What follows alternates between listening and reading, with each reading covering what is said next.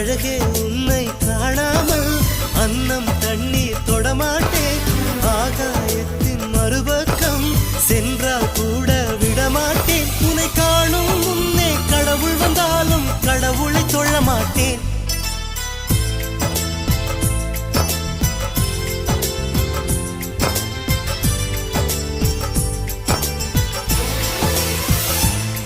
ஓர் சாலை வளைவில் உன் பிம்பம் தொலைந்ததடி.